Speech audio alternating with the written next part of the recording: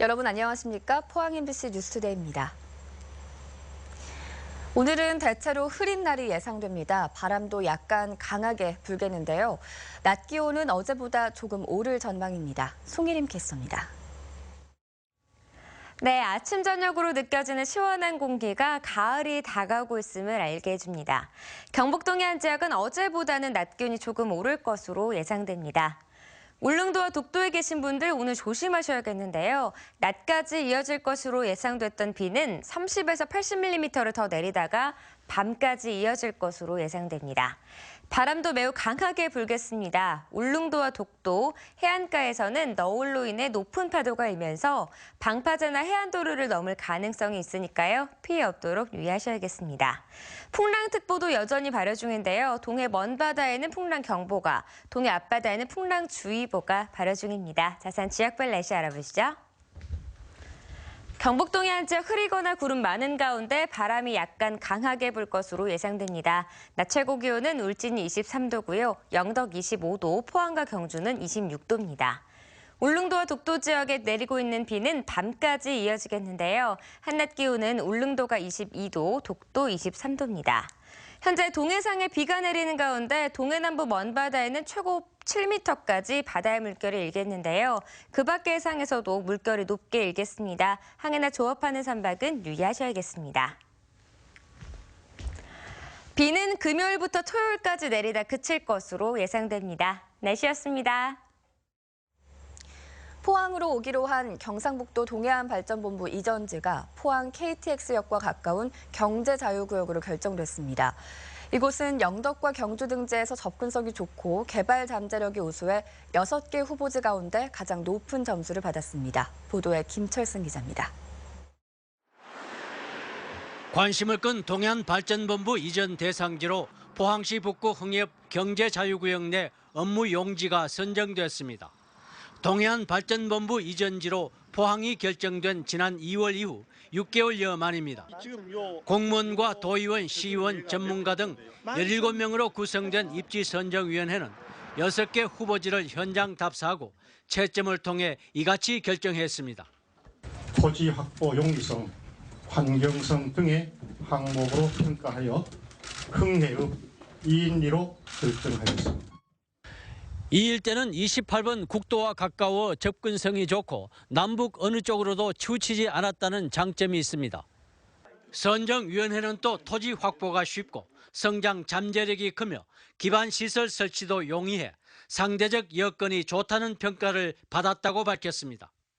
동해안발전본부가 들어설 곳이 최종 결정됨에 따라 경상북도는 곧 기본 구상 용역을 줘 청사 규모를 확정하고 설계 공모를 해 오는 2018년 말 개청하기로 했습니다.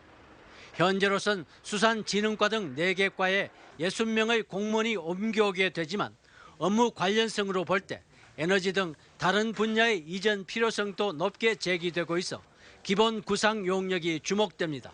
MBC 뉴스 김철승입니다.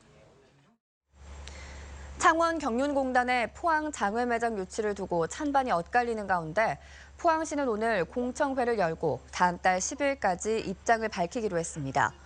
포항시는 오늘 오전 11시부터 포은중앙도서관에서 찬반 토론자 2명씩 그리고 방청석 찬반 토론자 3명씩으로부터 의견을 듣기로 했습니다. 포항시는 정리된 의견을 다음 달 7일 시의회 상임위원회에 보고한 뒤 시의회의 의견을 종합해 다음 달 10일 이전에 경륜장 장외 매장 유치에 대한 입장을 밝히기로 했습니다. 경상북도 학교운영위원장 연합회는 어제 성명을 통해 정부가 교육용 전기요금 인하 방안을 조속히 마련해 줄 것을 촉구했습니다. 연합회는 일선 학교의 전기요금 부담을 덜어줘야 교육의 질이 향상된다며 학생들의 건강권과 학습권 확보 차원에서 교육용 전기요금의 인하가 반드시 필요하다고 밝혔습니다.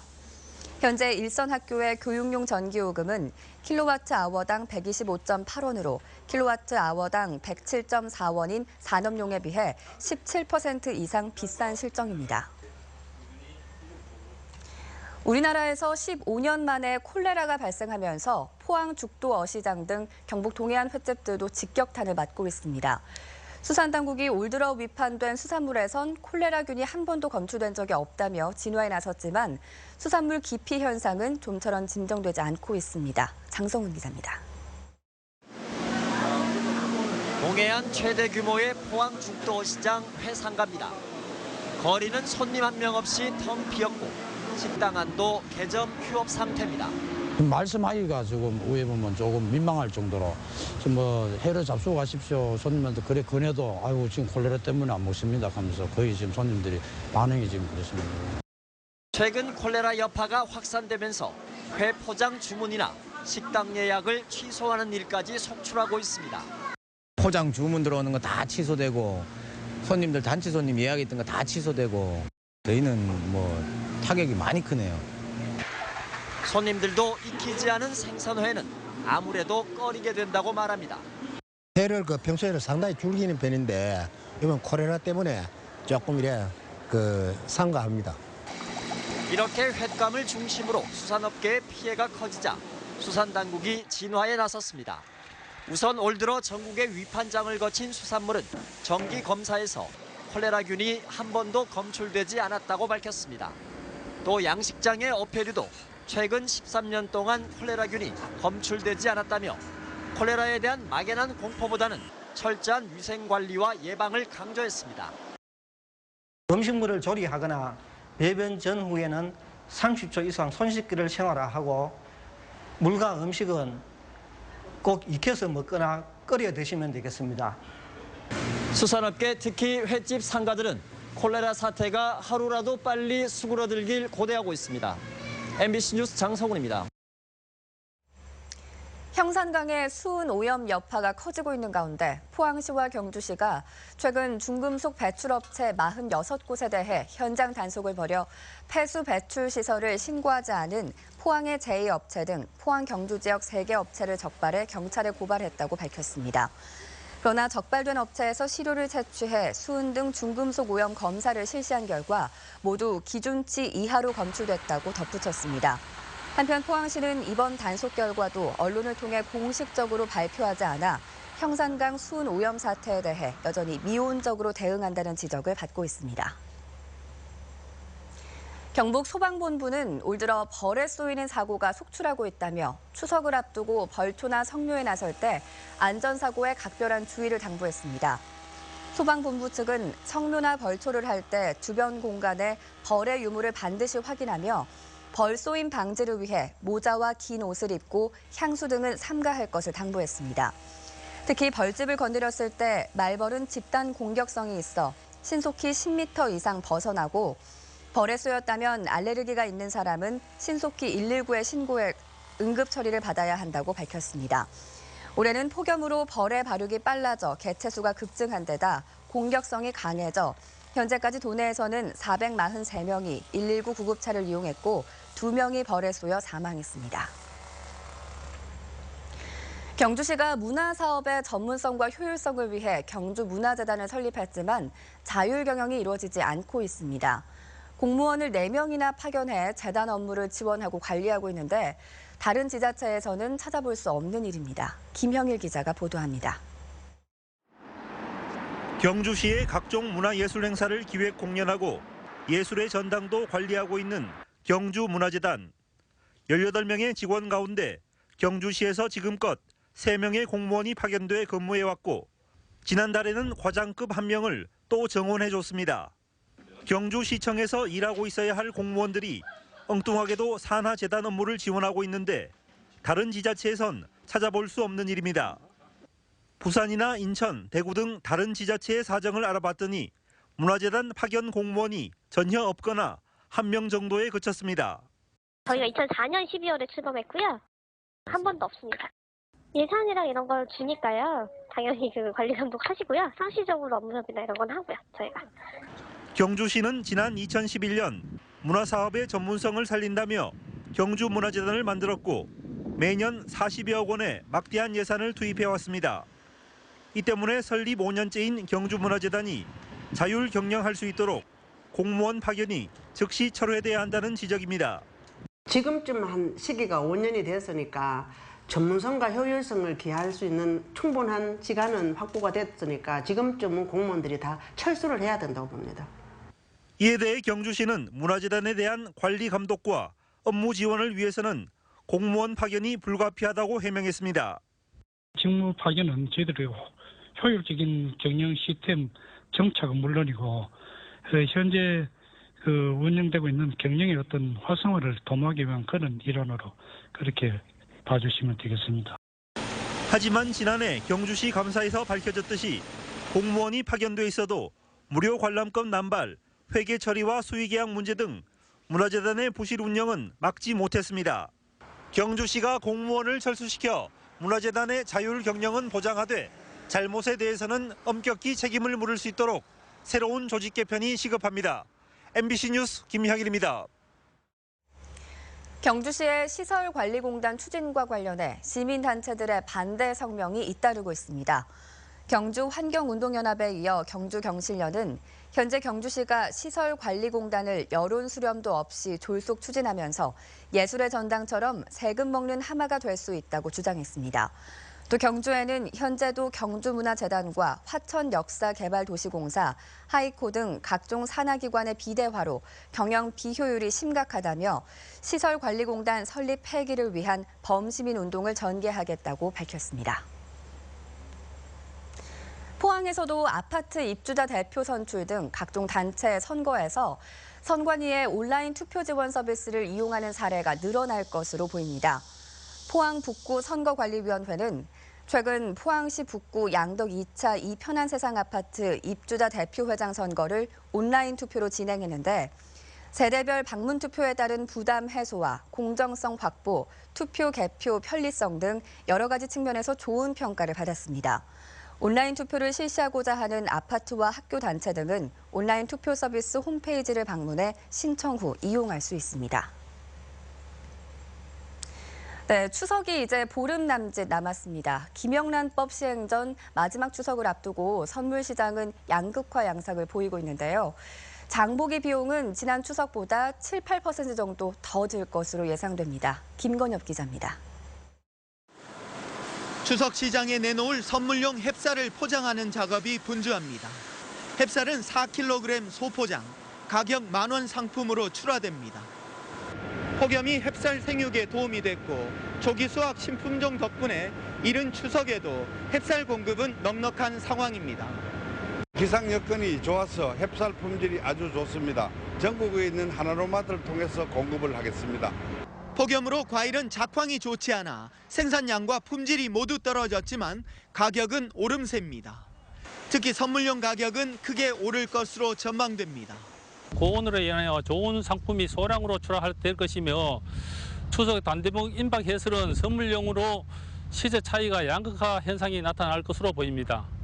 한우 선물 시장은 김영란법 시행 이전 마지막 대목을 준비하고 있습니다.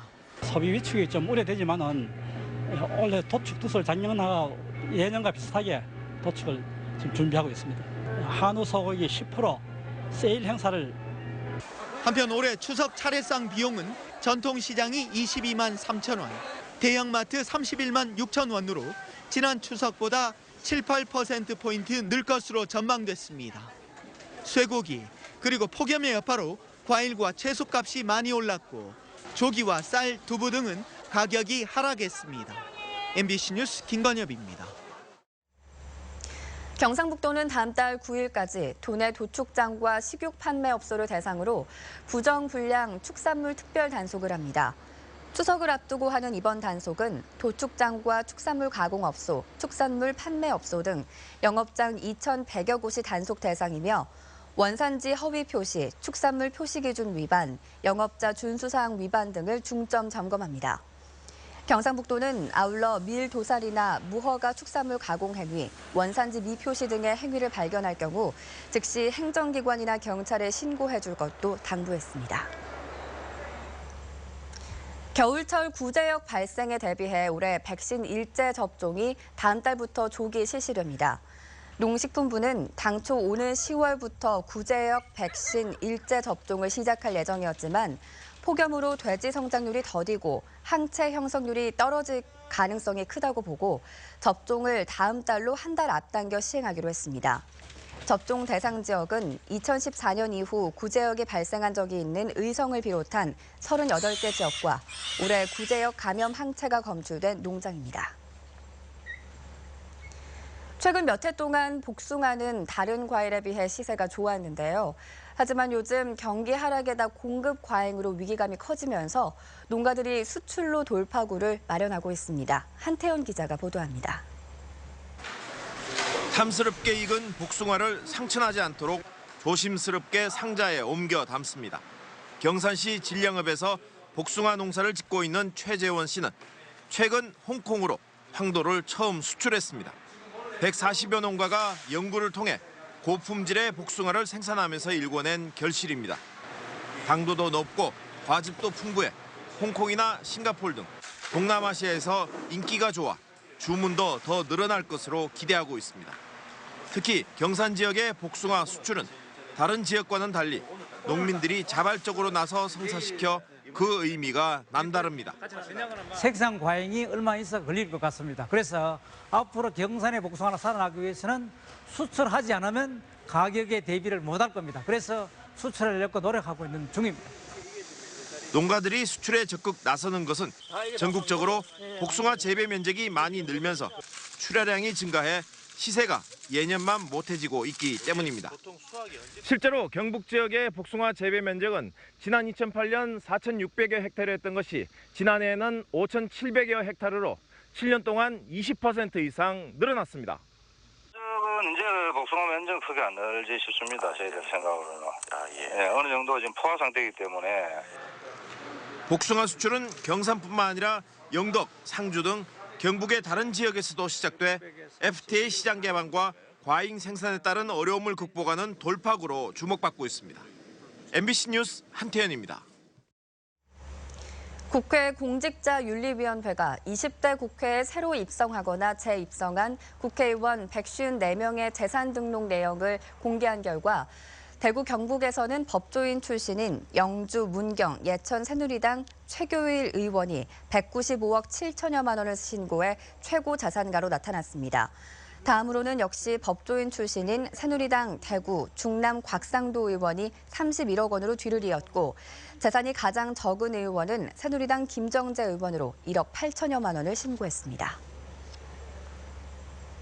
경주 세계문화엑스포의 대표 공연 플라잉이 다음 달 5일부터 경주 엑스포공원에서 하반기 공연을 시작합니다.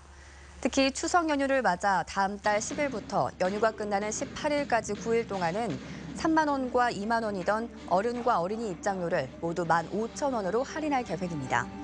익스트림 퍼포먼스 플라잉은 2011년 경주 세계문화엑스포에서 첫 선을 보인 뒤 꾸준히 공연 중이며 최근 경기도와 부산, 제주도 등에서 순회 공연도 했습니다.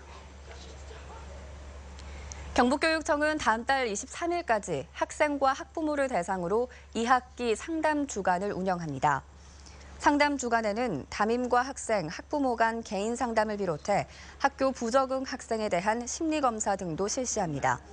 상담 결과 학교 폭력이나 가정에서의 학대 징후가 발견되면 위 센터와 연계해 심층 상담, 사회 협력 체계를 통한 지원 등 맞춤형 프로그램을 제공할 계획입니다. 원자력 안전위원회는 어제 핀란드 방사선 원자력 안전청 대표단과 회의를 갖고 방사성 폐기물 분야에 대한 협력을 강화하기로 했습니다. 원자력 안전위원회는 핀란드가 세계 최초로 고준위 방사성 폐기물 처분 시설의 건설 허가 심사를 끝낸 나라라며 이번 회의가 방패물 안전관리 경험을 공유할 수 있는 좋은 기회가 될 것이라고 밝혔습니다. 두 기관은 앞으로 사용 후 해결료와 방패물 관리 등에 대해 상호 협력을 강화하기로 했습니다. 한국수력원자력이 태국에서 열린 국제품질분임조대회에서 최고상인 금상을 수상했습니다. 국제품질분임조대회는 세계 13개국 320여 개 팀이 참가해 기업체 품질 개선 활동을 상호 경진하는 대회로 한수원은 원전 순환수 펌프 환경 개선 등 3건의 분임조 활동이 좋은 평가를 받았습니다. 대구지방검찰청 형사 2부는 전국을 상대로 다단계 유사수신 행위를 해 126억여 원을 가로챈 혐의로 H사 대표이사와 부사장 등 3명을 구속 기소하고 영업이사 등 4명을 불구속 기소했습니다. 이들은 2012년 10월부터 2015년 2월까지 대구시 동구의 H사 본사와 서울 등 전국 5개 지사에서 장갑과 이불, 의류 등을 향균 제품이라고 제공하며 판매 금액에 따라 최대 1,200만 원의 수당을 주겠다고 유혹해 3,820여 명을 상대로 126억 원을 받아 가로챈 혐의를 받고 있습니다.